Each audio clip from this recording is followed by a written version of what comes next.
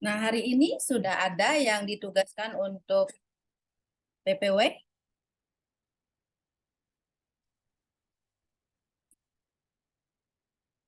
Sudah, Bu. Hah? Sudah, Bu. Siapa yang Ya, saya, Bu, yang bertugas, Bu. Oke. Nah, sekalian nanya ya sambil menunggu yang lain, kita 1 menit lagi ya. Kita mulai. 16 ke depan juga udah diatur ya. Eh, ya, belum, Bu. Baru biasa kita sebulan-sebulan, Bu. Oke. Kamu tuh ngantuk, dikasih susu, mau minum susu, tapi nggak mau tidur, gimana dong? Siapa? Tidur aja cuma sebentar.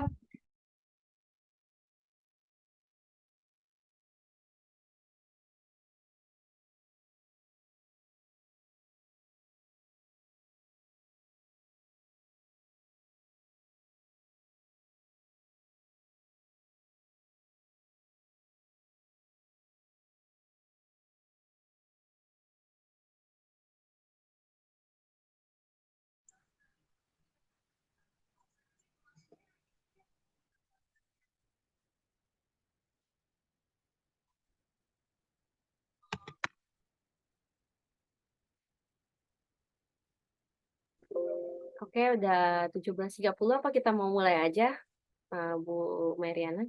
Ya, silakan Grace ya. Oke, ya. Shalom, Bu Meriana. Shalom, teman-teman semuanya. Sebelum kita masuk ke kelas kita akan memuji dan berdoa terlebih dahulu ya. Oke, mari kita siapkan hati kita. Kita mau sama-sama memuji Tuhan. Haleluya. Haleluya. Kita mau nyanyikan bersama-sama semua baik.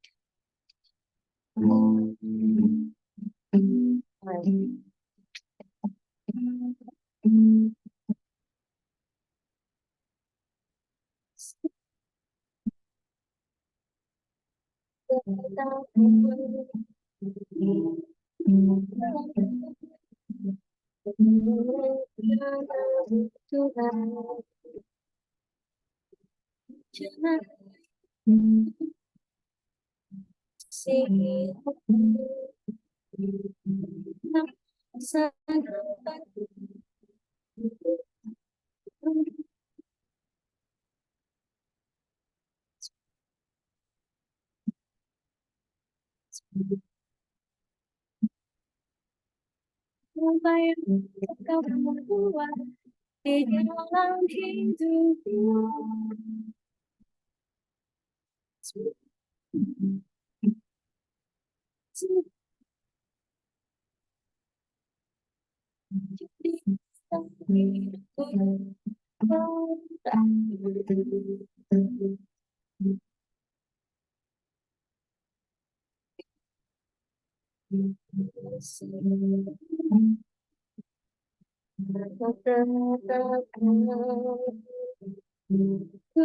Dalam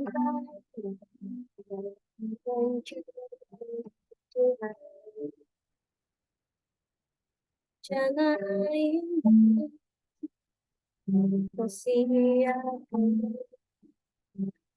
masa depan yang penuh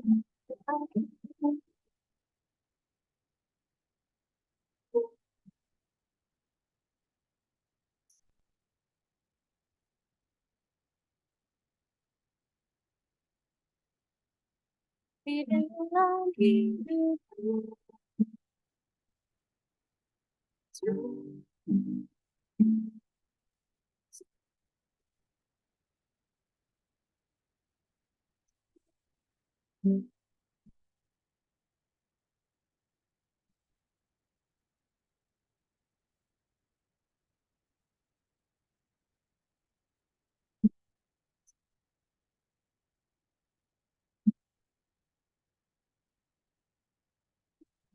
Di dalam hidupku.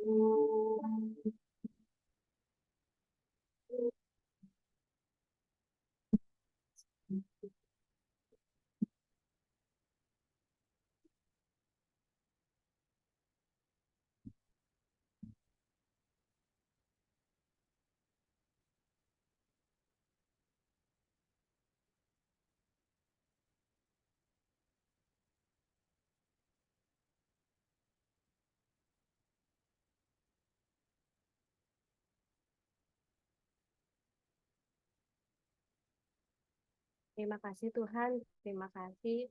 Kau sungguh menjadikan segala sesuatunya baik ya Bapa. Kami percaya bahwa segala kehidupan kami ya Tuhan berada di dalam tangan-Mu ya Bapa. Kami bersyukur ya Bapa, kami dapat kembali memulai kuliah kami di semester 5 ini ya Tuhan.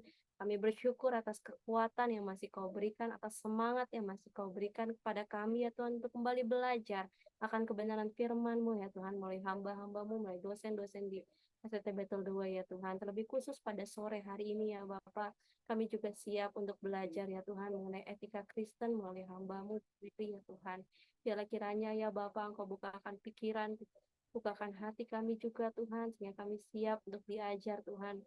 Biar kami memiliki telinga sebagai seorang murid ya Tuhan, dengan rendah hati menerima setiap ajaran yang berasal daripada-Mu saja Tuhan. Terima kasih ya Tuhan, Kau juga berkati jaringan dan perangkat yang kami gunakan, dan kami dapat menyelesaikan kelas kami dengan baik sampai dengan malam nanti ya Bapak.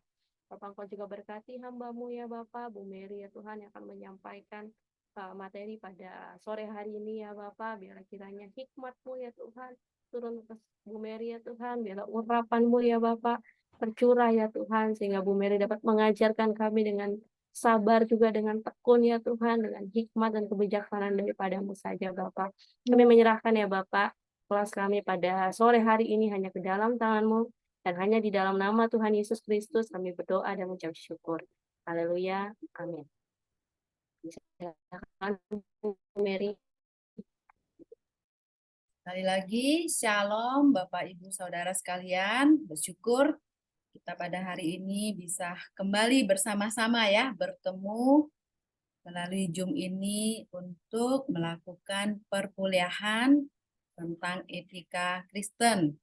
Shalom untuk Peter Owen, Dina Lase, Gracia, Pak Samuel Han, Elisa Yudea, Shalom, Yunita, Ibu Yunita, Bapak Budi, Bapak Tommy, dan juga Pak Elman. Kita berdoa ya, ke depan ini kita akan bersama-sama bertemu melalui media Zoom ini selama 16 kali pertemuan. Oke, puji Tuhan. Nama saya Meriana ya. Saya akan share screen dulu ya.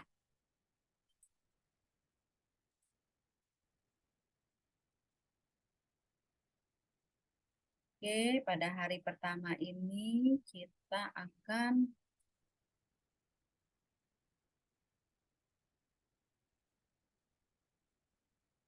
membahas tentang RPS ya, yaitu rencana pembelajaran kita untuk 16 kali ke depan.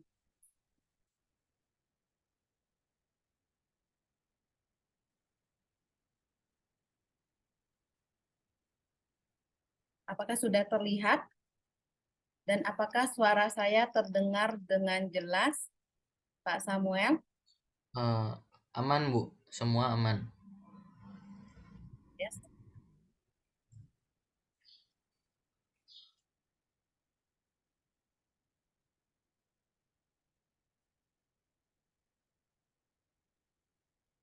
Tampilannya sudah full? Belum ya? Kalau tampilan belum, Bu. Oke, sekarang sudah ya? Iya, sudah. Di sini kita ada 11 orang ya, 11 orang. Ada satu lagi ya sepertinya ya yang belum hadir ya.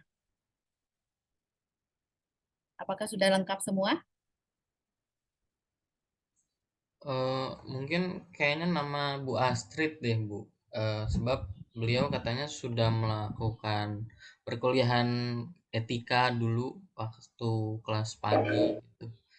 Terus diisiin sama Bu Esti KRS-nya dan ternyata masuk lagi etika lagi gitu. Jadi kelebihan satu ya. Oh begitu, berarti Ibu Astrid tidak ikut ya dalam kelas ini ya? Iya, Bu. Oke, baik. Terima kasih informasinya. Oke, kita akan masuk aja dulu ya untuk kita boleh berkenalan dengan mata kuliah, materi-materi maksud saya, materi apa saja yang akan kita pelajari dalam waktu-waktu ke depan ini. Oke, untuk etika Kristen itu adalah mata kuliah dengan rumpun pembentukan kepribadian. Jadi, etika ini adalah dalam mata kuliah ini mengulas, mempelajari, serta memahami dasar-dasar etika sebagai sebuah disiplin ilmu berdasarkan pemikiran Kristiani. Adanya fenomena yang berkembang di masyarakat guna pengambilan keputusan etis yang bertanggung jawab sesuai dengan kebenaran firman Tuhan yang hakiki atau mutlak. Nah, ini yang penting sekali, sesuai dengan kebenaran firman Tuhan.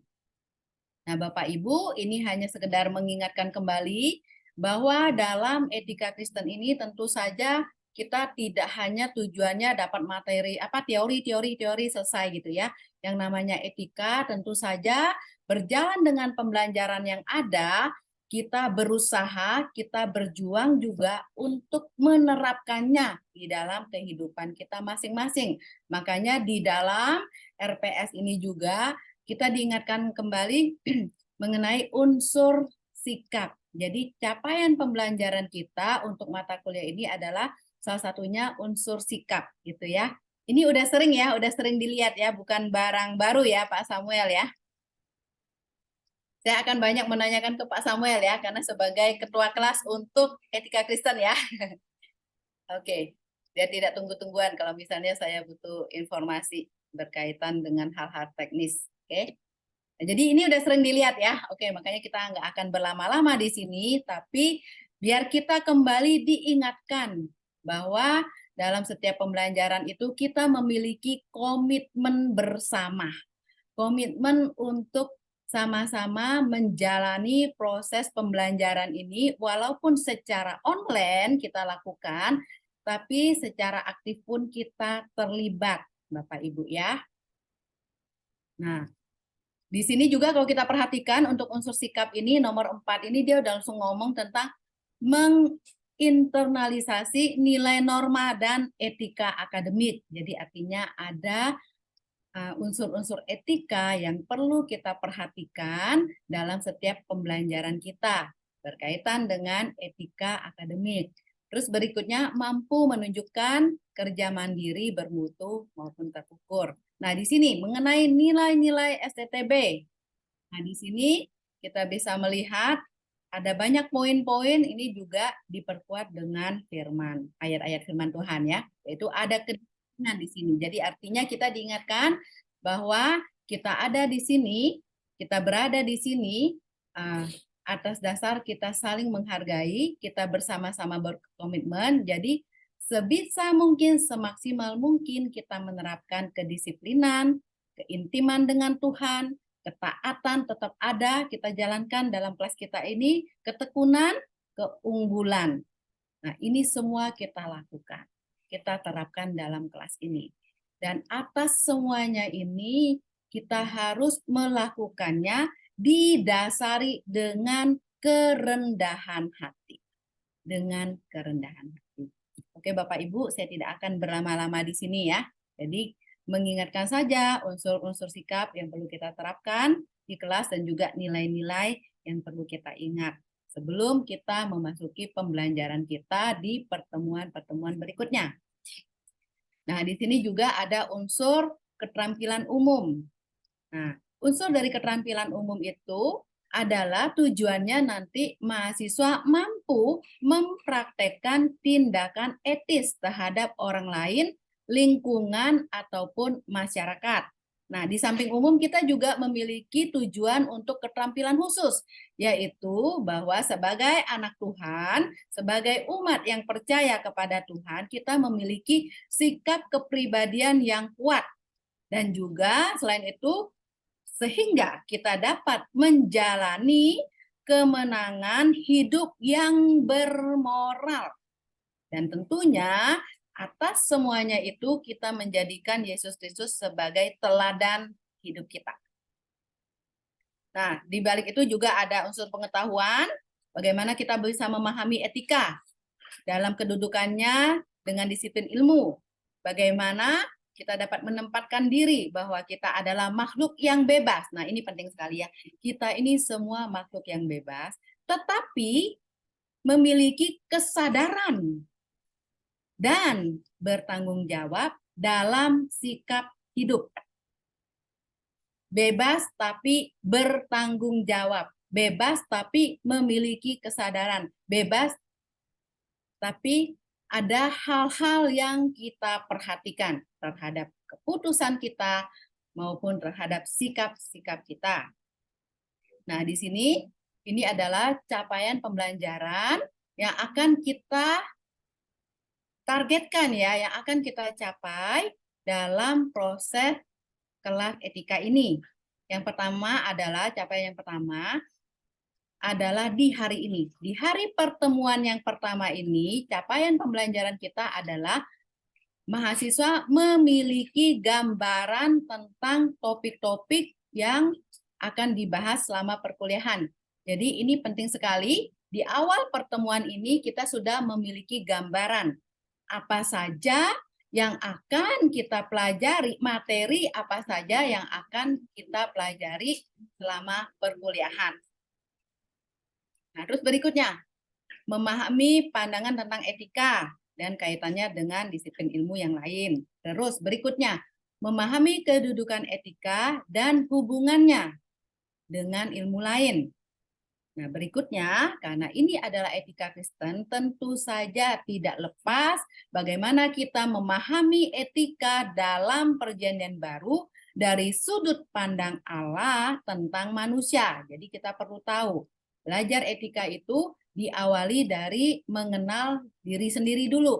Tahu siapa saya, apa yang saya lakukan sebagai manusia, kodrat sebagai manusia, sehingga kita bisa merubah yang tadi itu plus minusnya di mana gitu ya. Yang perlu kita upgrade, yang tidak baik kita hilangkan, yang belum kita lakukan tapi itu baik perlu kita lakukan.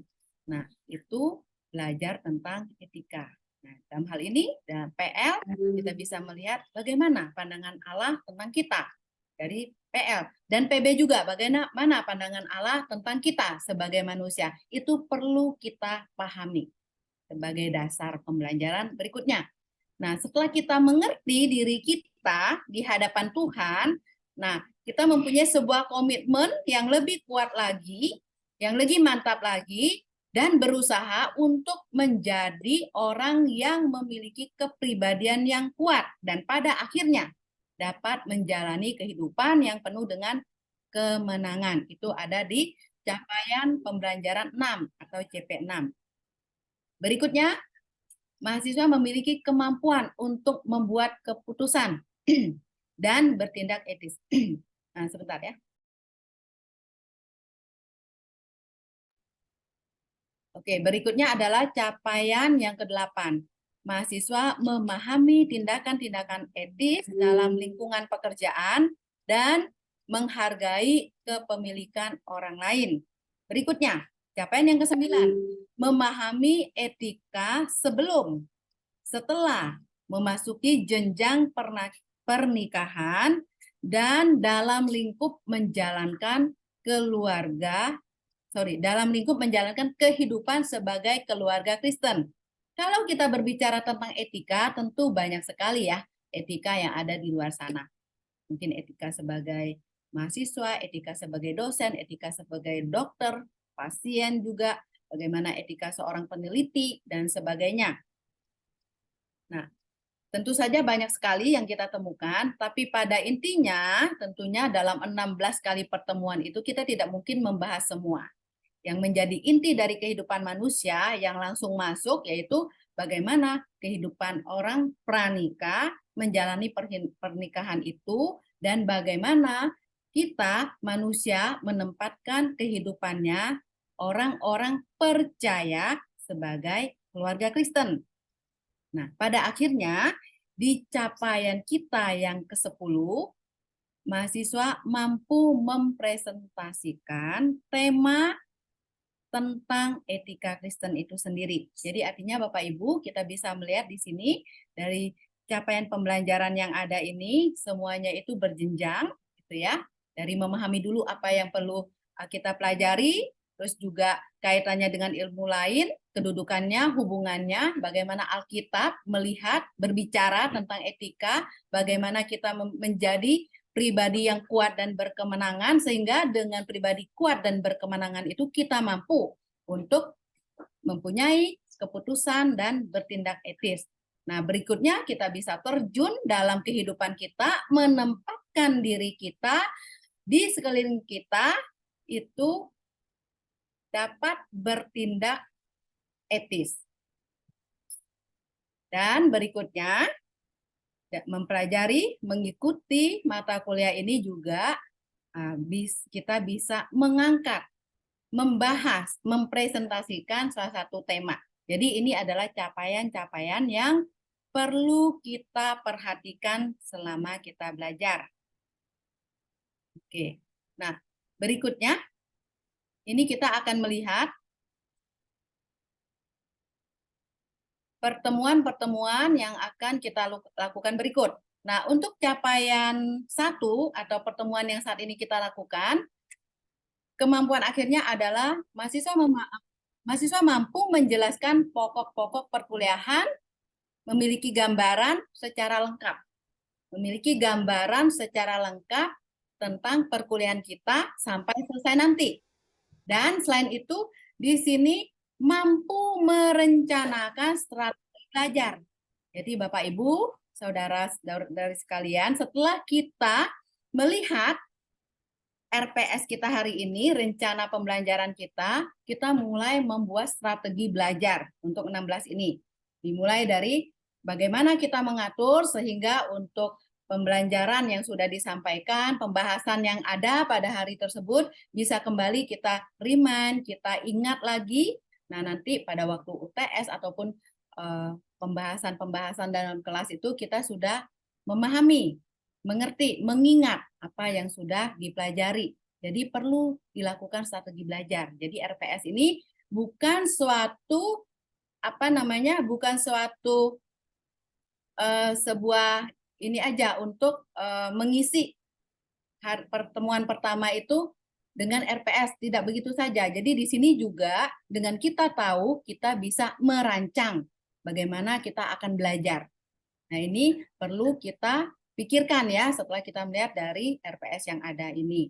Kita lakukan strateginya sehingga nanti untuk tugas-tugas baik itu tugas refleksi diri gitu ya, karena ini berbicara tentang etika, berbicara tentang diri kita sendiri. Tentu saja kita tidak hanya bicara tentang teori-teori yang seperti tadi saya sampaikan, tapi teori kita pahami, terapkan, teori terapkan gitu ya, seperti itu. Jadi perlu kita melakukan refleksi sejauh mana dari bahan yang kita pelajari, yang kita bahas, yang sudah saya lakukan dan itu baik, perlu saya tingkatkan, dan apa saja yang belum saya lakukan harus saya lakukan. Nah, itu menjadi sebuah refleksi. Dan kalau ada mungkin sikap-sikap yang perlu kita hilangkan, dan kita harus berjuang untuk menghilangkan itu. Nah, itu juga menjadi sebuah refleksi kita ya. Jadi ada manfaatnya, tidak hanya terima teori-teori saja. Jadi dalam pembelajaran ini tidak hanya kita, oh yang penting nilai, yang penting ujung-ujungnya nilai, memenuhi sekian SKS. Tapi kita harus melihat bahwa dalam proses pembelajaran itu justru disitulah kuncinya. Disitulah kita mendapatkan sesuatu dari ilmu yang disampaikan oleh para ahli, yang mereka yang udah jauh lebih mengerti. Nah, itu kita bisa melihat manfaatnya dan yang paling penting bisa kita terapkan dalam kehidupan kita sehari-hari. Nah, terus untuk bahan kajiannya, hari ini ada menjelaskan tentang RPS dan juga informasi tentang tugas-tugas dan juga ketentuan tentang kehadiran dan sikap pada saat belajar. Nah, Bapak Ibu berbicara tentang etika tentunya ya dimulai dari kelas ini. Dimulai dari kelas ini bagaimana kita menerapkan itu. Nah, saja kita semua sudah lama ya mendapatkan informasi tentang jadwal mata kuliah etika Kristen. Sudah lama ya Pak Samuel ya? Sudah Bu, seminggu. Sudah. Artinya tidak mendadak diinfokan ya. Nah, artinya dalam sisi lain kita semua berkomitmen bahwa setiap hari Kamis jam 17.30 sampai jam 7 lah atau jam 7 kurang 10 gitu ya. kita sama-sama hadir di tempat ini. Betul ya? Artinya itu ya, ketika kita sudah mendapat jadwal, berarti kita sudah memfokuskan diri kita. Nah, untuk ketentuan kelas, mari kita sepakati malam ini ya. Jadi kembali lagi saya mau katakan, ketika kita berbicara tentang etika, itu adalah melihat kebebasan kita yang dibatasi oleh orang lain. Untuk komitmen kelas hari ini, nah mungkin kita sering ini ya, misalnya dosen-dosen juga, yang lain juga sering mengharapkan untuk semua on cam gitu ya. Nah pertanyaan saya adalah, apakah kita semua yang ada di tempat ini mengalami kesulitan di jam ini, di hari ini untuk melakukan on cam selama pembelajaran kelas? Aman, Bu. Aman? Halo Bu, saya Bu. Sorry, Halo Bu, saya Yunita. oh Ibu Yunita, Halo. jalan ya Bu ya? Ya. Untuk hari Ya Bu, saya tuh punya kendala masih bekerja sampai jam 6. Jadi mungkin tapi masih bisa menyimak kalau Bu izin kalau sebentar-sebentar off cam atau on cam gitu loh kan. Ibu nanti kesulitan tidak Bu untuk mendengar, apalagi lagi di motor ya Bu ya? Pakai headset sih, tapi ya diusahain bisa cepat nyampe ke rumah aja. Jadi biar bisa on cam sebelum kelas itu selesai. Oh gitu. Ibu dari kantor jam berapa dari tempat kerja? Nah, kalau gitu sih pekerjaan sendiri, usaha sendiri. Jadi setiap dari jam 3 sore sampai jam 7 malam sebenarnya. Oh jam 7 malam ya Bu ya? Jam 7 malam di tempat kerja. Atau boleh saya sarankan Suaranya maaf. dari ini aja, dari tempat kerja aja Zoom-nya, biar Ibu bisa fokus. Maaf Bu, suaranya terputus-putus. Iya Bu, putus-putus. Gimana Bu?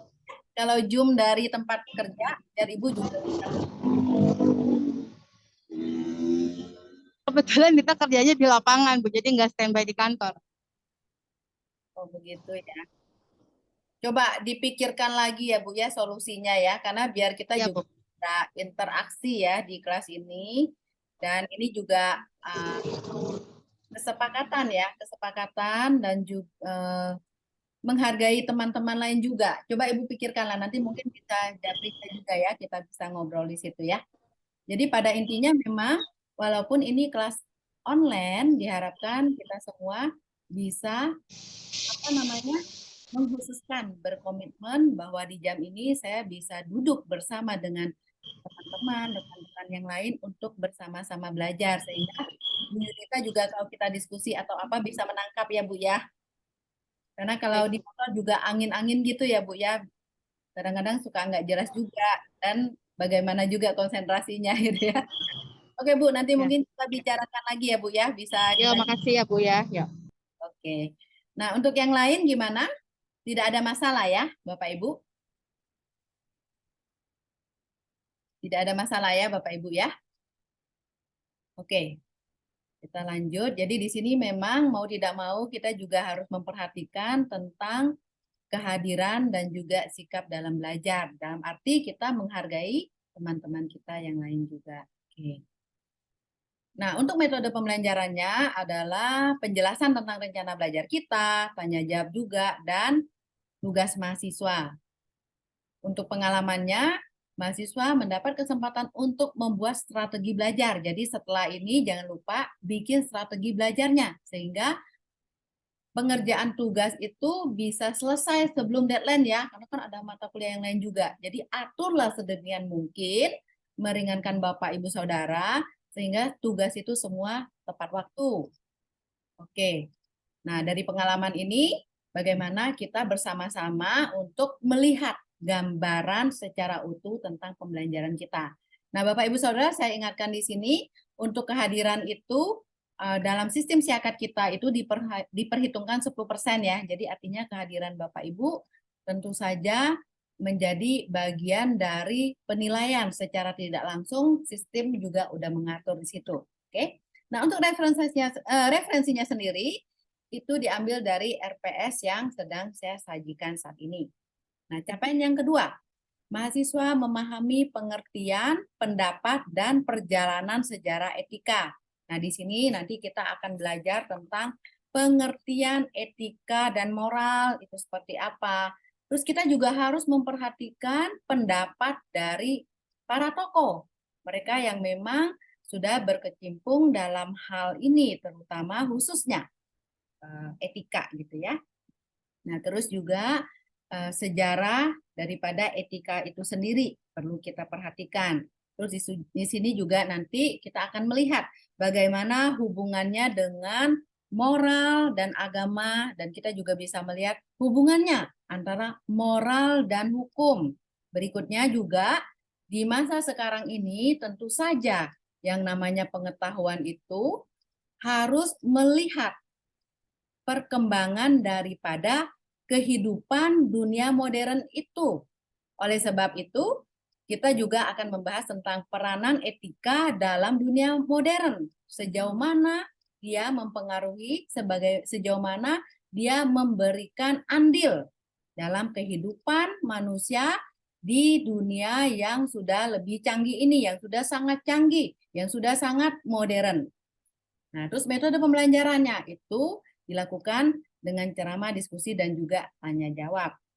Nah, pengalamannya mahasiswa mendengarkan serta memberikan pendapat maupun pengalaman tentang materi perkuliahan. Jadi Bapak Ibu Saudara, dalam perkuliahan kita ini tidak hanya kita mendapat teori saja atau kita menerapkan itu dalam kehidupan kita, tapi perlu juga kita berbagi pendapat kita, perlu juga kita berbagi pengalaman kita. Nah, dengan pengalaman tersebut diharapkan bisa juga menjadi berkat buat teman-teman kita yang ada di sini, teman-teman yang lain.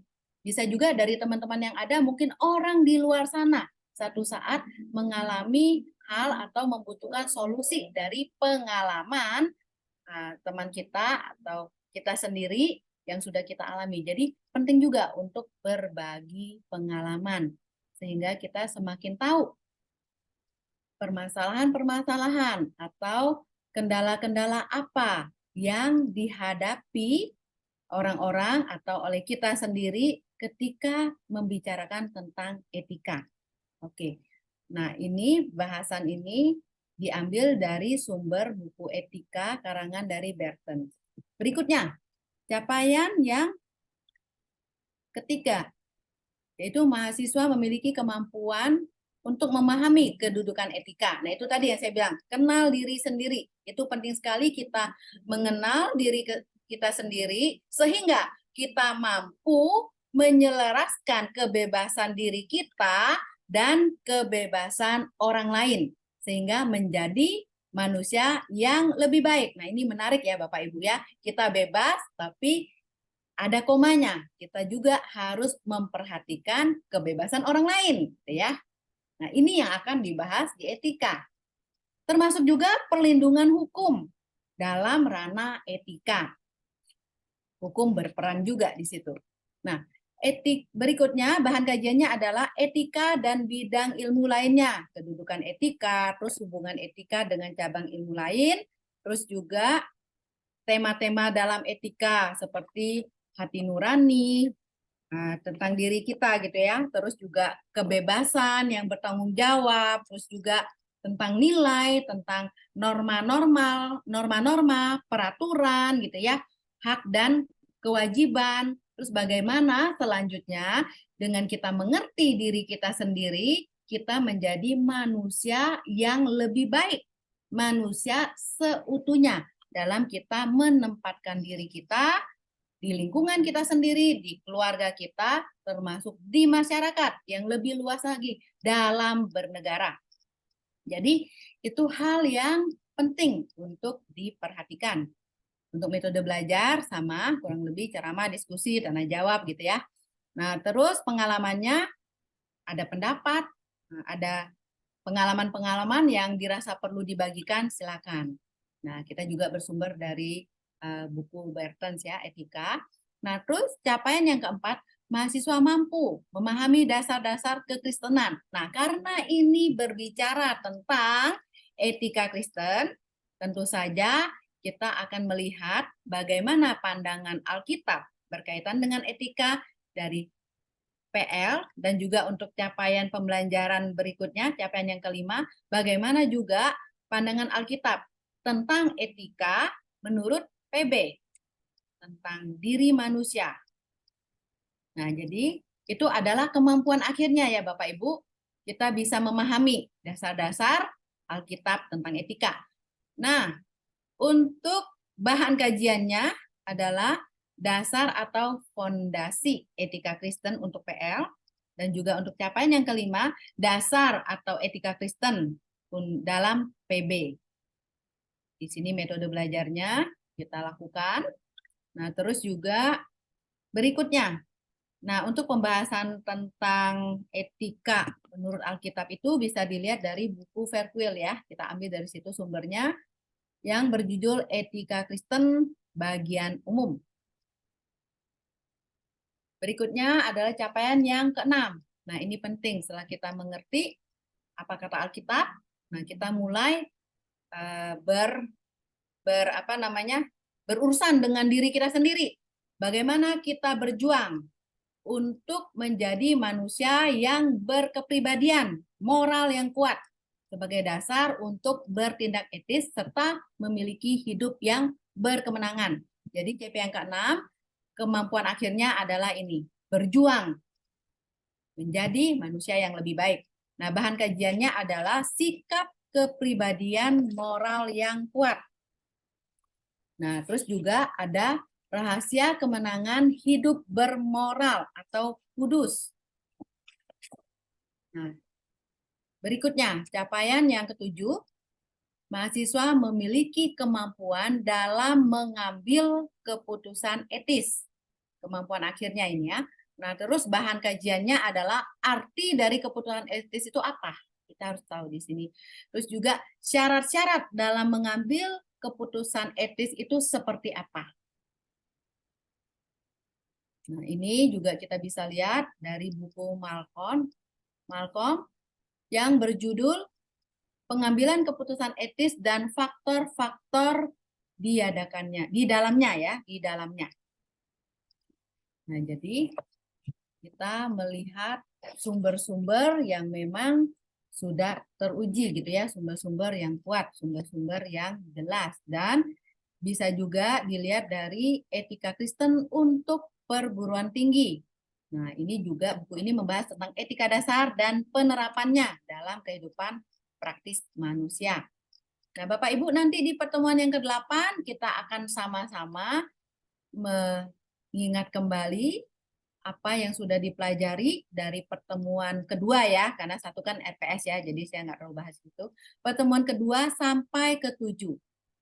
Ini kita akan lakukan ujian tengah semester. Nah, Bapak Ibu di sini perhitungannya adalah saya ingatkan kembali 25%. 25%. Nah, terus berikutnya ada capaian yang ke-7, pertemuan 9. Kemampuan akhir.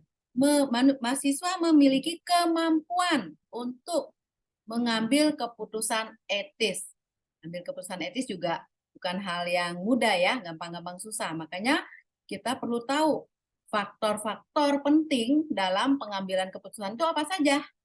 Makanya dalam pertemuan ini kita akan melihat bersama-sama faktor-faktor penting dalam pengambilan keputusan etis.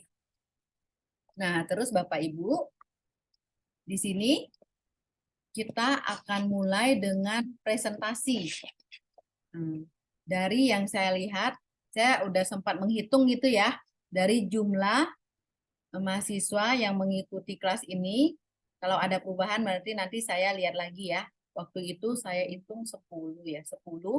Jadi pertemuan ke-9 itu sudah melakukan presentasi. Jadi penyampaian materi dan presentasi satu mahasiswa. Nah, nanti saya sesuaikan lagi sesuai dengan informasi dari Pak Samuel ya. Ada pengurangan dari Ibu Ibu Astrid ya. Jadi nanti saya akan lihat kembali. Jadi ada presentasi di sini, ada juga pemaparan materi. Nah, terus berikutnya di capaian yang ke-8, pertemuan yang ke-10, kemampuan akhirnya adalah diharapkan mahasiswa mampu mempraktekkan. Nah, sekarang setelah tahu teorinya, kita next. Lanjut lagi ke tingkat berikutnya ya harus praktek. Praktek bertindak etis. Baik dalam lingkungan pekerjaan maupun kita ini juga penting nih. Memberikan penghargaan terhadap milik orang lain. Nah, ini kadang-kadang orang banyak tidak menghargai ya, nggak sadar gitu. Nah, kita yang sudah mendapatkan pembelajaran tentang bahasa ini, materi etika, tentu saja kita perlu tahu, perlu memiliki kesadaran, perlu memiliki kepekaan atas pentingnya kita memberikan penghargaan terhadap milik orang lain. Jadi jangan pura-pura lupa gitu ya, milik orang serasa milik saya juga gitu. Nah, jadi kita harus perhatikan ini. Sekaligus menyadari hak kepemilikannya. Jadi di sini adil ya. Oke, kita menyadari penghargaan terhadap milik orang lain. Tapi di sini juga kita juga punya hak atas kepemilikan kita. Nah, makanya untuk pertemuan yang ke-10 ini, kita akan melihat kajian bahan yang membahas tentang etika kerja dan kepemilikan. Bagaimana kita bisa melihat bahwa kerja itu merupakan sebuah unsur yang penting dalam kehidupan manusia. Dan Alkitab juga menyatakan bahwa kerja itu adalah perintah Tuhan sendiri. Semua manusia harus bekerja.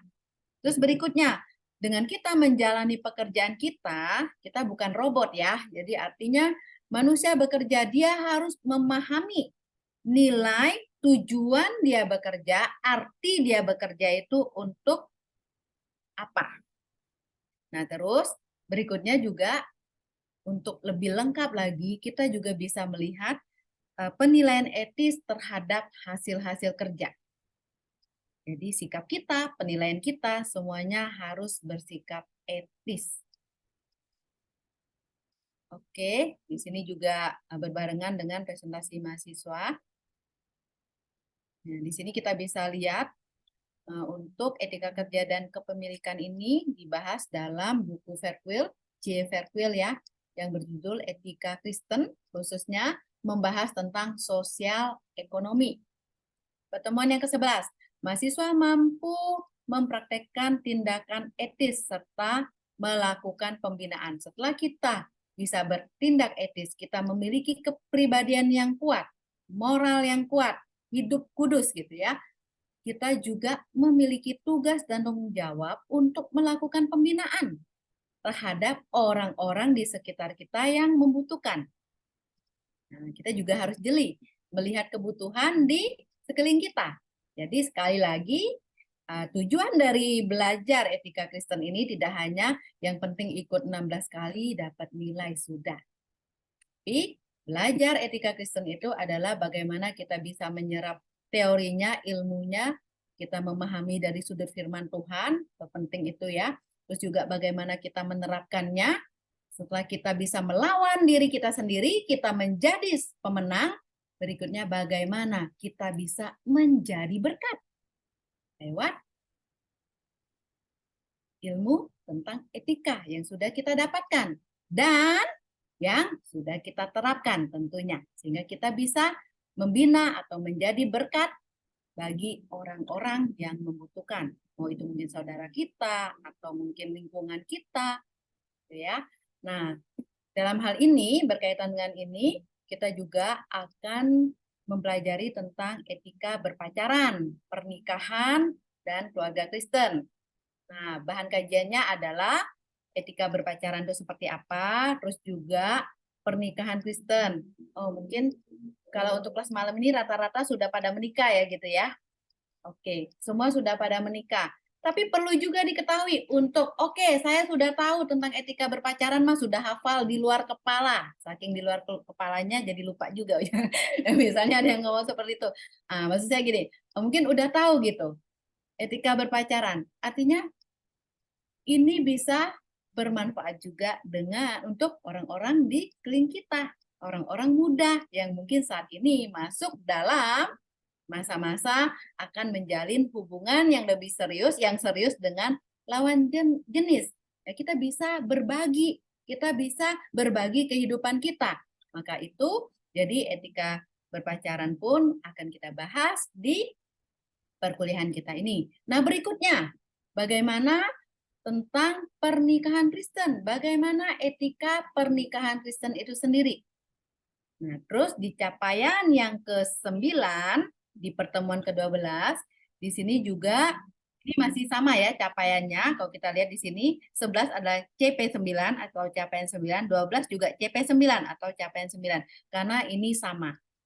Untuk pertemuan 11 dan 12 ini, di sini kita akan membahas tentang etika pernikahan, etika berpacaran, pernikahan, keluarga. Sebenarnya ini satu paket lah gitu ya, satu paket. Nah, seperti tadi yang saya bilang, di luar sana ada etika yang lain-lain gitu ya, banyak etika seorang perawat itu ya, itu ada semua. Tapi ini menjadi yang nyata, maksudnya yang di depan kita. Di sini sebagian besar pasti yang belum menikah gitu ya, pasti membutuhkan ini. Bagaimana dengan yang sudah menikah, membutuhkan ini. Dan kalaupun yang belum menikah misalnya, kita tentu punya keluarga gitu kan. Nah, bagaimana sikap kita, bagaimana etika kita, bagaimana tindakan kita. Nah, itu kita juga akan bahas di sini. Nah, jadi kembali lagi, dalam pertemuan-pertemuan ini, kita akan membahas bahasan materi dan juga disertai dengan presentasi. Nah, untuk bahan materi yang tadi itu, sumber-sumbernya, sorry, sebentar ya, maaf Bapak Ibu.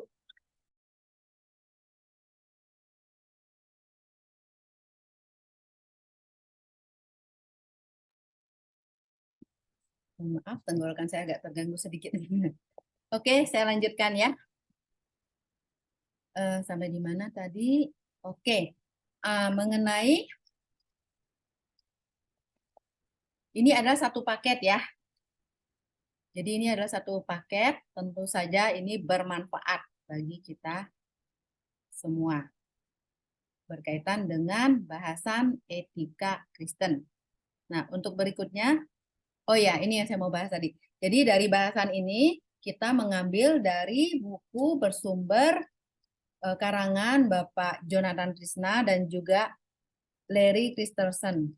Oke, untuk pertemuan yang ke-13, nah di sini akan presentasi ya, dua mahasiswa, dua orang, sampai pertemuan kita yang ke-15. Jadi kemampuan akhirnya adalah mahasiswa mampu mempresentasikan tema yang berkaitan dengan etika. Jadi kita tidak hanya menerima saja di kelas ini, tapi kita juga akan menyajikan.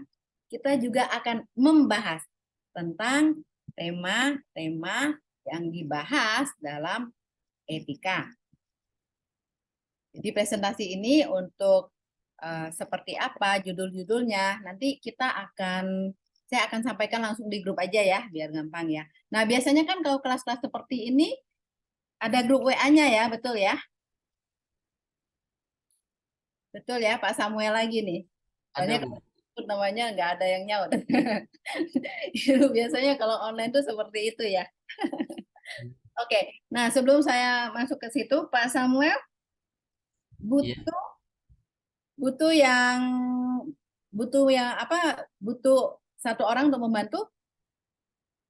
biasanya sih Owen ya. Peter Owen Betul, Bu. ya. Jadi nanti untuk mengkoordinasi kelas dan sebagainya, Pak Samuel berkoordinasi dengan Peter Owen ya, Pak Sam ya. Oke ya, setuju ya.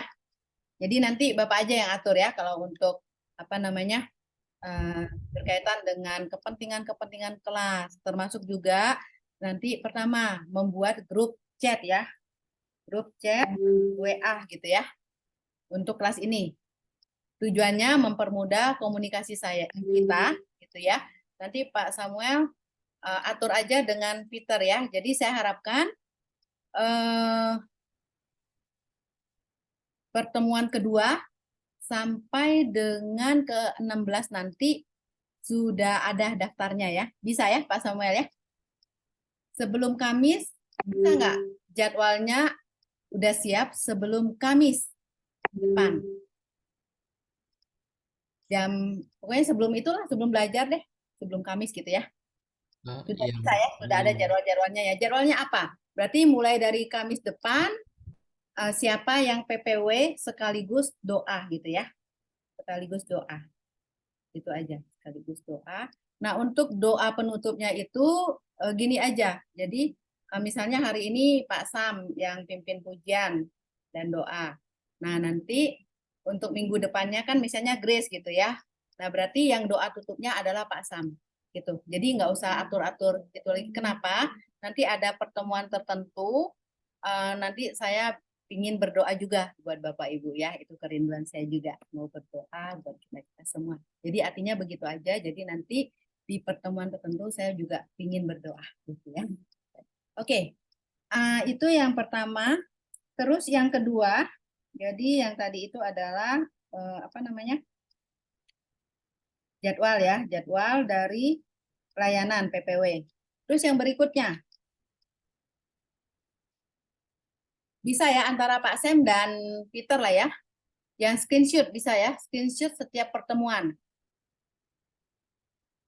Nah, ini kesepakatan kita semua ya, kita bersama artinya termasuk saya juga, kita saling menghargai semua pribadi-pribadi yang ada di dalam Zoom ini yang sudah berkomitmen untuk mengikuti kelas ini dengan waktu dan hari yang sudah ditentukan. Jadi kita sepakat ya kalau misalnya memang kita ada kendala, maksudnya mungkin ada keperluan mau ke toilet dan sebagainya gitu ya, bisa di chat ya, bisa di chat. Jadi maksudnya ini sebagai komitmen kita bahwa kita tetap berpegang kepada ketentuan-ketentuan yang ada di kelas, gitu ya. Setuju ya? Jadi kita sampaikan gitu, artinya kita bisa melihat bahwa kita tetap menjaga bahwa saya mau menyiapkan waktu, saya menghargai, saya melihat kepentingan daripada kelas yang sedang saya jalanin ini sebagai sesuatu kegiatan yang penting. Jadi tujuannya itu ya. Nah, ini juga sebenarnya bagian dari pembelajaran etika itu sendiri gitu ya, bahwa kita mau menunjukkan kepada orang di luar sana, bukan untuk gagah-gagahan ya, maksudnya kita berjuang, kita mau menerapkan ilmu itu. Jadi kitalah menjadi saksi-saksi bahwa teori itu tidak hanya sekedar teori. Kalau ada orang yang masih bilang, itu kan sekedar teori. Tapi kita bisa membuktikan bahwa dalam pembelajaran mata kuliah etika ini, teori itu kita terapkan kok. Dalam kelas pun kita terapkan. Bahkan sampai selesai kelas, lebih lagi kita terapkan. Oke? Nah, kembali lagi, artinya kelas ini ada manfaatnya buat kita semua ya. Nah, oke, berikutnya kita juga akan masuk dalam pertemuan ke-16. Ini di akhir pertemuan kita akan ditutup dengan ujian semester. Nah, secara cepat saja untuk daftar pustakanya itu tentu saja kita ambil dari Alkitab ya. Ini pasti di atas semuanya dasarnya adalah Alkitab. It's the best. Oke. Nah, terus ada beberapa buku karangan buku dari Bertens juga yang berjudul Etika. Terus ada beberapa judul buku karangan dari Verquil. Nah, berikutnya juga ada karangan dari Abineno yang berbicara tentang sekitar etika dan soal-soal etis itu seperti apa. Jadi banyak Bapak Ibu di luar sana buku-buku yang membahas tentang persoalan-persoalan etis. Nah, terus berikutnya ada buku karangan Fran Magnis Suseno yaitu tentang etika dasar. Secara khusus membahas masalah pokok filsafat moral. Berikutnya juga Malcolm tentang pengambilan keputusan etis dan faktor-faktor di dalamnya. Larry tentang keluarga Kristen. Jonathan Trisna tentang berpacaran. Dan memilih teman hidup. Ada berapa di sini? Masih adakah yang belum menikah di sini? Saya masih single, Bu. Peter Owen. Ada berapa yang belum menikah? Boleh di chat ya, biar saya kenal ya. Boleh ya? Yang belum menikah, yang masih single.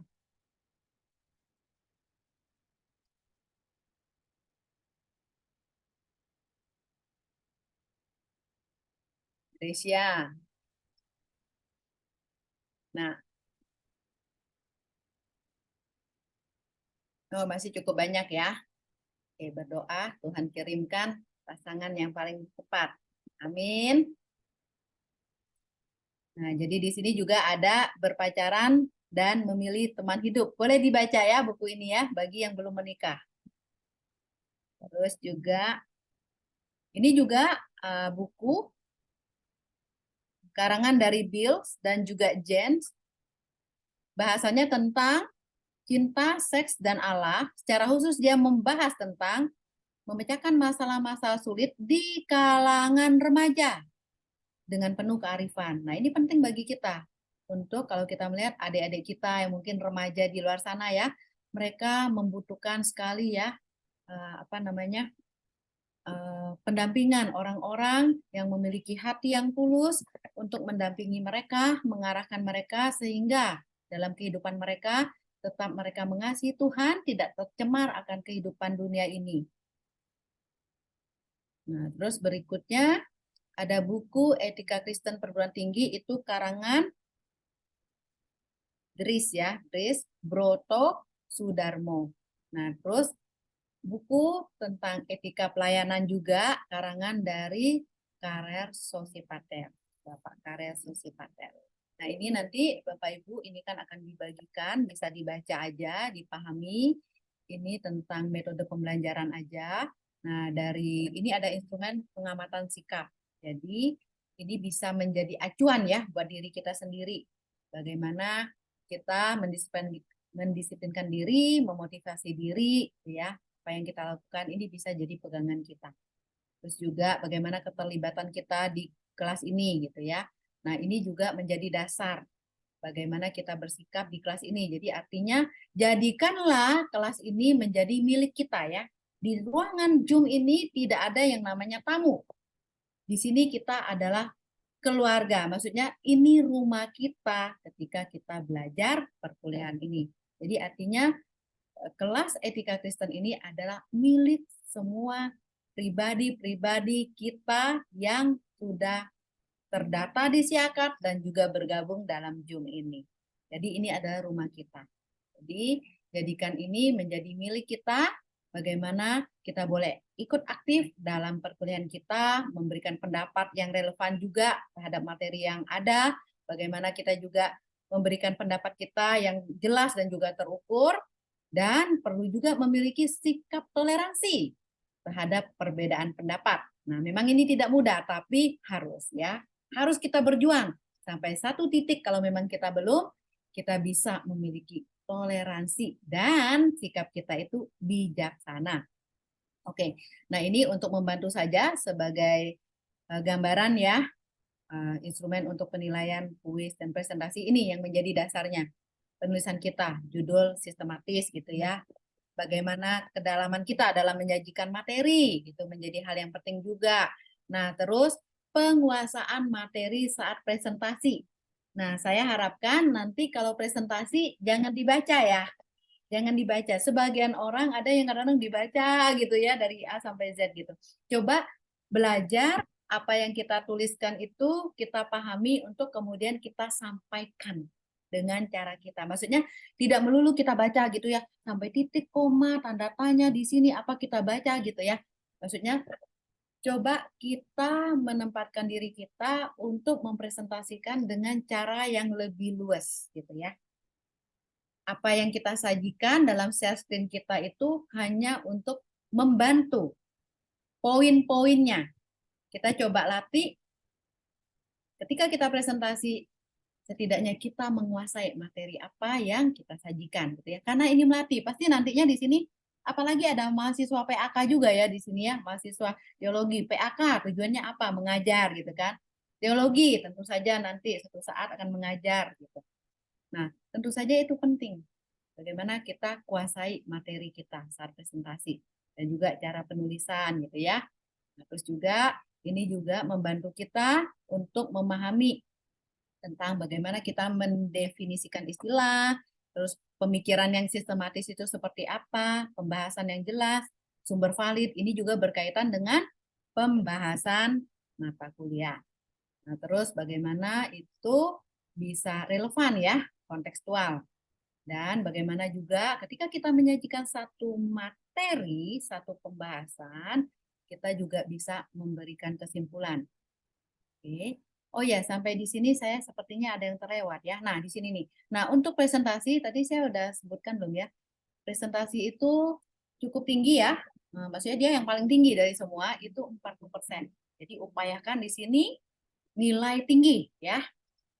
Apa yang kita sajikan, bagaimana kita menyampaikannya diperhatikan. Tapi bukan berarti yang kecil-kecil ini tidak penting. Tetap semua poin penilaian yang ada itu menjadi perhatian kita. Nah, nanti untuk tugasnya bagaimana, saya akan jelaskan lebih detail lagi di grup chat kita. Nanti tolong saya di-invite juga ya. Oke. Sampai di sini berkaitan dengan materi yang kita akan pelajari. Ada yang mau ditanyakan? Bukan tentang materi sih Bu, nanya nomor WA-nya buat Nomor WA. invite. Oke, nanti saya kasih siapa ya? Saya kasih Grace ya. Oh, Masih yang biasa kan, Bu? ya yang biasa. Oh ya, nanti saya kirimin ke Samuel. Kirim, boleh. Oke. Silakan. Mau save WA saya silakan dengan senang hati. Oke. Ada lagi yang mau ditanyakan? Oh, Peter Ewan sudah bikin ini ya, chat grupnya ya. Ya Bu, udah Bu. Oke. Silakan bergabung ya. Oke, ada lagi yang mau ditanyakan? Sebelum kita menunggu pertanyaan yang ada, saya rindu mendengarkan suara-suara yang ada di sini ya. Pak Yuda, saya ingin dengar suara Pak Yuda. Mana senyumnya Pak Yuda? Haleluya, semangat Bapak. Oke, Pak Yuda. Dari apa yang kita bahas tentang pembelajaran kita selama 16 ke depan ini ya Pak ya.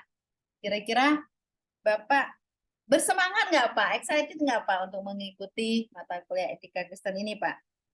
Semangat dong, Bu. Kalau nggak semangat, nanti gimana? Ya, semangat dong. Pasti semangat. Nah, On fire, Bu. On fire, Bu. silakan Pak. Gimana Pak? Oh, nggak denger ya, Bu ya? Ya, tadi saya pikir Bapak udah selesai ngomong, saya ngomong ternyata Bapak masih bicara. Jadi silakan. Oh iya, Pak. Ya semangat, Pak. Ya, semangat lah, Bu. Pasti semangat dong. Pasti bergairah, bersemangat. Oke. Karena ya sangat-sangat menarik sekali, Bu. Bukan hanya menarik sih, pasti sangat memperlengkapi dan memberkati. Oke. Itu, Bu. Gimana, Pak yang menarik Pak? Nggak ada besi berani di sini Pak.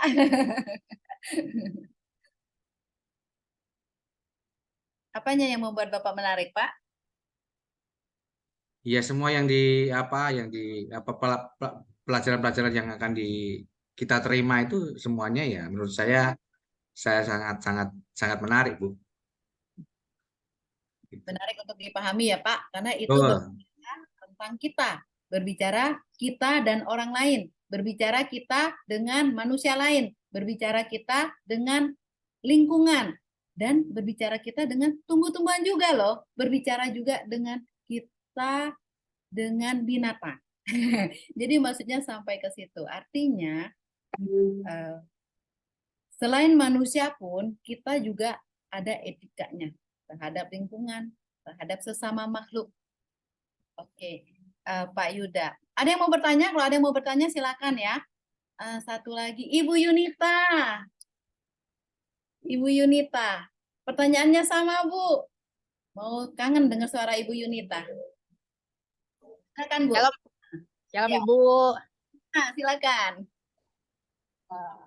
Ya sama tadi kayak Pak Yuda ya, menarik ya. Kita dulu kan udah ketemu sama ibu di semester lalu kan di kelas komunikasi Kristen ya. Jadi setelah belajar komunikasinya, berarti sekarang belajar etikanya.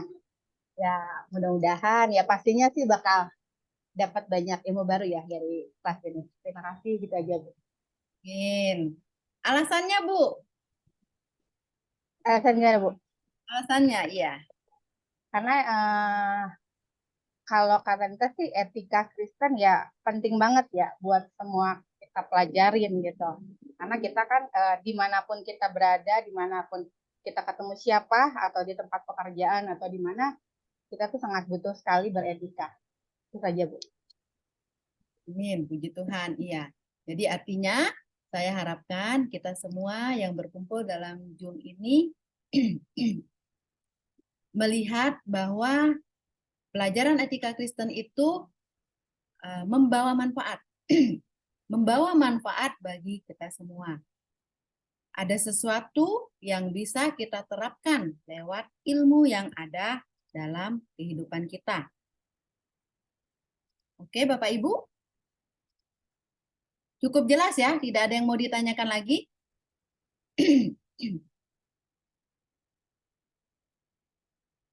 Oke, jadi saya rasa kita lanjut aja ke bahan aja ya untuk memanfaatkan waktu yang ada ya. Saya rasa ya tidak harus hari ini ya RPS aja gitu. Nggak apa-apa kita masuk materi aja.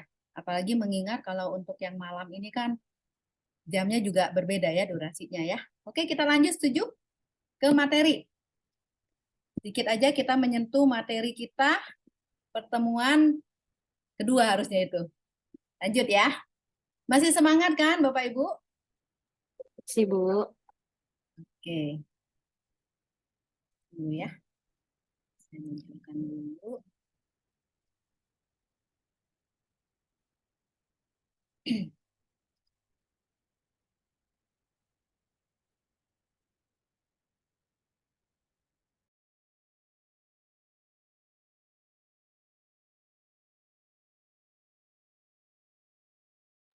Oke, Bapak Samuel, bagaimana? Sudah tampilkah? Sudah, Bu, sudah terlihat. Sebentar ya.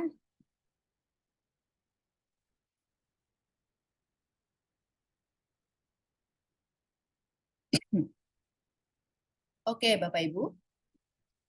Jadi, dalam tahun ajaran semester ganjil 2022-2024, dalam kurikulum kita masing-masing itu ada mata kuliah etika Kristen. Di sini rata-rata masuk semester 5 atau 4 ya?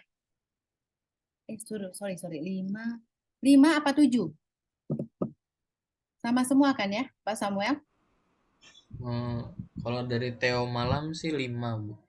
5 ya, oke. Shalom. Kalau yang pagi semester berapa Shalom? Semester 5, Bu. Ya, berarti semua sama. Oke. Nah, kita akan mempelajari tentang etika Kristen. Nah, berbicara tentang etika Kristen itu adalah berbicara juga tentang hubungan kita dengan Tuhan. Berikutnya, hubungan kita dengan sesama. Berikutnya, hubungan kita dengan hewan termasuk yang tadi saya bahas ya. Berikutnya, hubungan kita juga dengan alam sekitarnya termasuk tumbuh-tumbuhan. Jadi artinya manusia itu memiliki hubungan dengan makhluk lain. Manusia memiliki hubungan dengan lingkungannya. Memiliki hubungan dengan lingkungannya ya. Nah, ini yang perlu kita perhatikan kalau berbicara tentang etika, manusia itu memang adalah makhluk yang bebas. Oke, saya setuju, tapi ingat bahwa kebebasan kita dibatasi oleh makhluk lain. Oke. Pak Elman, saya mau dengar pendapat Pak Elman. Pak Elman ada ya? Oke. Setuju, Pak? Ada pendapat? Silakan, Pak. Manusia itu makhluk yang bebas, Pak. Tapi dibatasi oleh kebebasan makhluk lain. Saya mau dengar pendapatnya Pak Elman. Gimana, Pak? Ya, Shalom Ibu. Halo, Pak. Ya, silakan, Pak.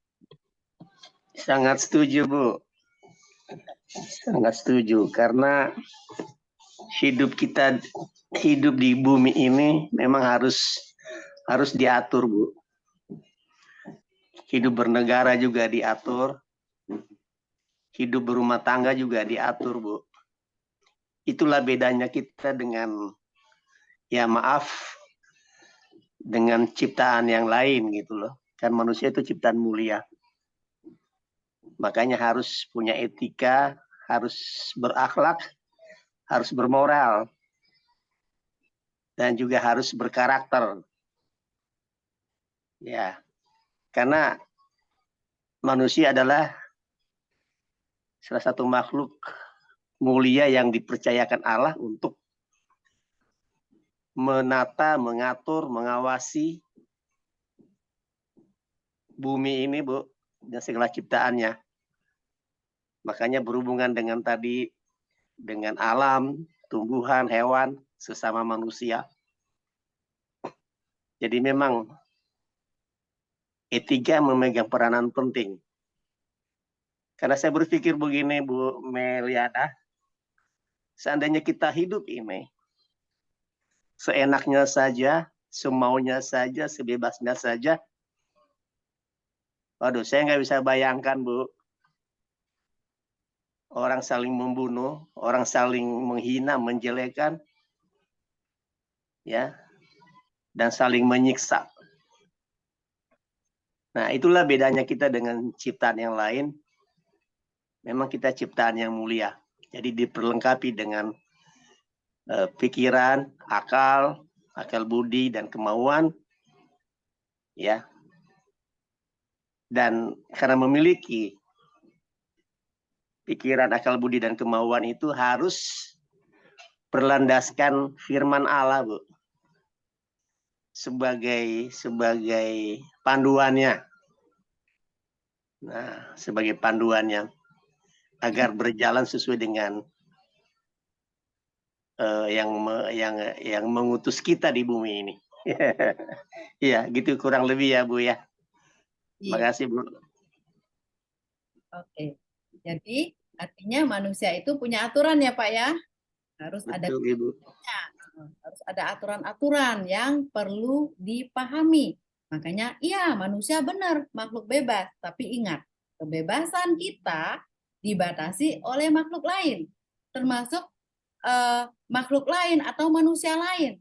Dibalik juga sama, kebebasan manusia lain dibatasi oleh kebebasan saya, dibatasi oleh kebebasan Pak Elman. Nah, itu ya sama gitu ya. Jadi memang ini unik ya, bebas tapi tidak bebas, bebas tapi terbatas gitu ya. Nah, ini yang perlu kita pahami dari etika. Bebas tapi bertanggung jawab, kebebasan yang bertanggung jawab. Oke. Nah, jadi bagaimana etika itu mengatur bagaimana seorang anak harus bersikap kepada orang yang lebih tua. Bagaimana orang bersikap dengan sesamanya. Itu semua diatur dalam etika.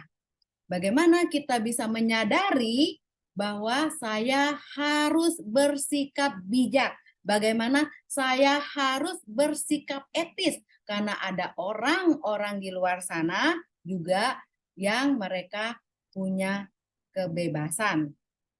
Mereka punya hak. Oke, Bapak Ibu. Kita mau lihat ya foto ini. Kita mau lihat. Ini foto, ini Pak Samuel kan direkam ya. Ini untuk kelas kita aja ya Pak ya. Ini jangan disebar-sebarkan ya, karena ada foto ini juga ya, untuk kita saja. Nah, saya mau tanya Bapak Ibu, kira-kira apa yang aneh dalam gambar ini?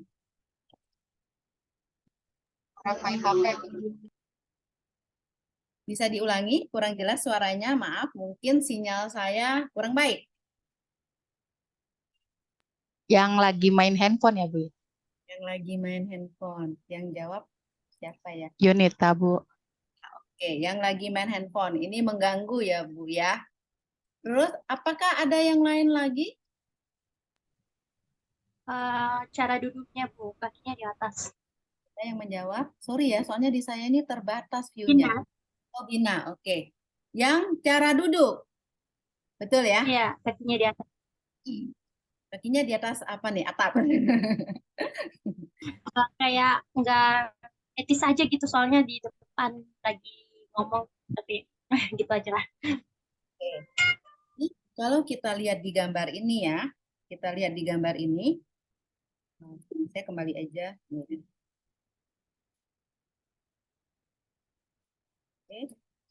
Nah, jadi kalau kita lihat gambar yang tadi, itu ada sisi-sisi yang kurang pas ya, kurang nyaman. Nah, itulah etika itu dia memperhatikan hal-hal yang kadang-kadang orang menganggap itu sepele, bahkan orang tidak menyadarinya. Makanya di awal saya udah bilang bahwa dalam ilmu etika itu memberikan kita kepekaan yang lebih lagi bagaimana cara kita bersikap. Nah, sikap duduk seperti ini tidak bicara, ini salah nggak kira-kira duduk seperti ini? Bapak Tommy, salah nggak Pak cara duduknya Pak? Kalau di ruang formal sih salah ya Bu ya. Ya, Pak. Nah, kalau salah itu biasanya ada konsekuensinya ya Pak. Kira-kira konsekuensinya apa Pak? Bisa jadi ditegur nantinya ya Bu ya. Oke, yang paling ringan ditegur ya Pak ya, ditegur jadi malu nggak enak gitu ya. Tapi nggak sampai dijerat hukum ya Pak ya, nggak sampai di penjara ya gara-gara ini. Nah nanti depannya kita akan melihat sih bahwa moral dan hukum, etika dan hukum itu sejauh mana mereka saling membackup gitu ya. Oke, oke kembali ke hal yang ini cara duduk gitu ya. Nah, mungkin sebagian orang ribet amat sih duduk aja diatur-atur. Dulu waktu saya belajar etika, dosen saya itu gini, kita kan onsite lah ya dulu kan gitu kan, tatap muka. Jadi cara duduk itu nggak boleh. Termasuk ini kan memang tidak sopan ya, tapi masih ada yang cara duduk dilipat itu ya, dilipat. Nah itu kan lebih sopan ya, lebih sopan sebenarnya. Tapi di kelas itu kita benar-benar dilatih sama dosennya, tidak ada boleh duduk itu kaki dilipat. Semua harus lurus, semua harus dalam posisi siap untuk belajar. Nggak boleh diangkat satu, apalagi dengan posisi seperti ini. Karena yang lipat tahu ya, yang lipat seperti cewek itu ya, mengerti ya maksud saya ya. Elisa ya, mengerti ya maksudnya yang kaki lipat, bukan seperti yang digambar ini, itu pun nggak boleh. Jadi memang dia latih kita selama kita di kelas itu tidak boleh lakukan itu. Nah, jadi hal-hal yang seperti ini. Nah, sekarang saya tanya nih, misalnya, siapa lagi ya? Misalnya,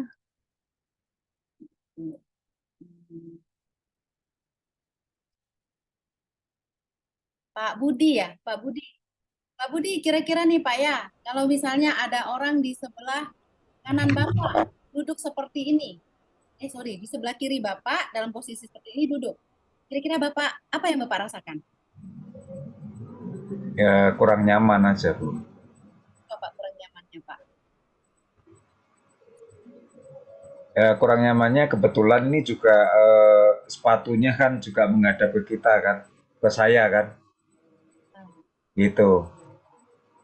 Kurang nyaman ya Pak. Iya dalam sisi kenyamanan Bu. Dalam sisi yang lain kalau misalkan yang kanan ke sana, mungkin saya hanya di dalam hati ya, oh, ini orang kok duduknya kok begitu ya gitu kan. Tapi yang paling tidak nyaman karena ini posisi sepatunya menghadap ke saya langsung kan. Itu Bu. Kalau tidak nyaman, kalau saya bilang berarti mengganggu sebenarnya. Bisa Ya cukup terganggu ya. itu ya Pak ya. Ya.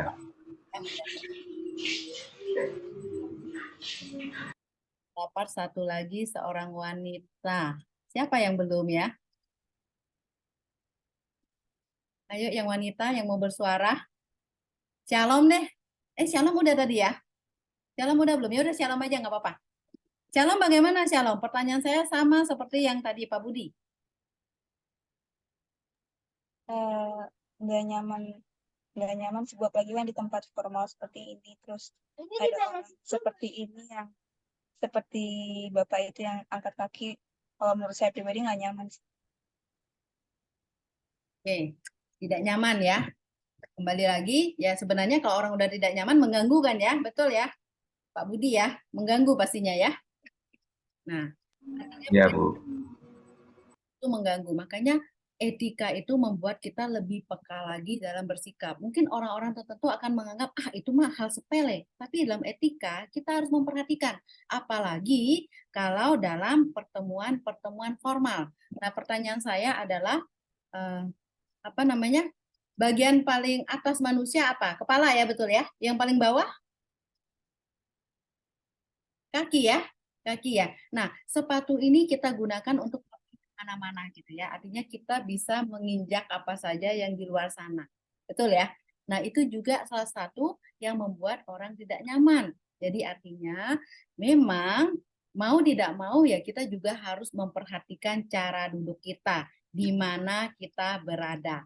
Nah, ini salah satu pembelajaran daripada etika itu mengingatkan kita untuk bersikap etis, mengingatkan kita untuk apapun yang kita lakukan, perhatikan orang yang di luar sana, perhatikan orang-orang lain, sehingga orang lain pun bisa memperhatikan keberadaan kita. Gitu ya.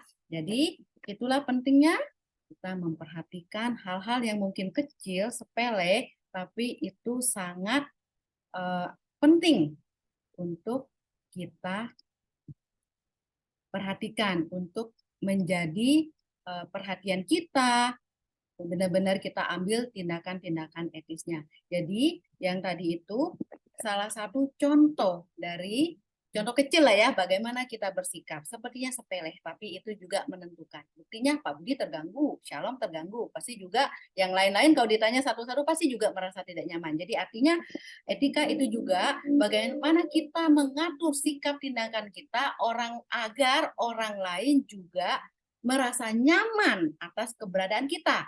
Demikian juga sebaliknya, orang lain juga bersikap etis sehingga kita juga nyaman berada di situ. Nah, oke, saya rasa untuk hari ini kita sampai di sini dulu ya. Nanti kita akan lanjut lagi karena kan akan kepel ya jam 7 ya. Sekarang udah 18.52. Oke ya. Ada pertanyaan? Atau mau kita selesaikan di sini biar ada space untuk kepel. Jadi kalau ada pertanyaan minggu depan atau mau hari ini aja, nggak apa-apa, saya serahkan ke Bapak Ibu. Kalau memang mau minggu depan, kita tutup di sini. Pak Samuel lagi, bagaimana Pak? Ya, sudah cukup sepertinya, Bu. Bisa diakhiri. Capal dulu aja, Bu. Kita mempersiapkan diri untuk chapel kita ya. Oke. Nah, baik Bapak Ibu, sebelum kita meninggalkan ruang Zoom ini, mari kita bersehati untuk berdoa. Bapak, kami mengucap syukur untuk hari ini di mana Engkau mempertemukan kami dalam room Zoom ini ya Tuhan. Berikan kami kekuatan, berikan kami kemampuan, berikan juga kami semangat, bahkan sukacita yang daripadamu ya Tuhan, agar perkuliahan kami, khususnya etika Kristen ini ya Tuhan, dapat kami jalani dengan baik. Kami berdoa, biarlah kesehatan yang daripadamu, dan hamba-Mu juga berdoa ya Tuhan, dalam 16 kali pertemuan ini ya Tuhan, kami semua tidak ada halangan-halangan, tidak ada kendala-kendala, sehingga kami semua dapat mengikuti perkuliahan dari awal, pertengahan, sampai akhirnya dengan baik ya Bapak. Dan kami berdoa, biarlah kami mendapati manfaat daripada perkuliahan ini ya Tuhan, yang dapat kami terapkan dalam kehidupan kami. Bahkan kami menjadi berkat buat pribadi-pribadi yang ada di luar sana. Tuhan, kami juga berdoa, Kau sebentar kami juga akan meneruskan aktivitas kami. Kiranya Engkau bekerja, mengurapi kami ya Tuhan, dan apapun yang kami lakukan ya Tuhan, biarlah semua itu untuk kemuliaan nama Tuhan. Nama-Mu ditinggikan atas kehidupan kami. Terima kasih Bapa, di dalam nama Tuhan Yesus kami berdoa dan mengucap syukur. Haleluya. Amin. Terima kasih, Bu Mary. Terima kasih Bu Meliana. Teman-teman, selamat berkati. Terima kasih semuanya. Terima kasih.